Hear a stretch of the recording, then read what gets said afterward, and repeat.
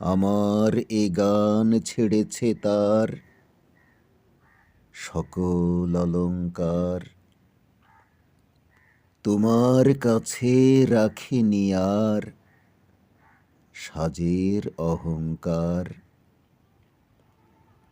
অলংকার যে মাঝে পড়ে মিলনেতে আড়াল করে, তোমার কথা ঢাকে যে তার মুখর ঝংকার।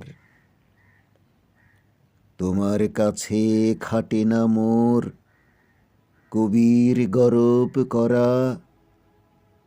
মহাকবি তোমার পায়ে দিতে চাই যে ধরা।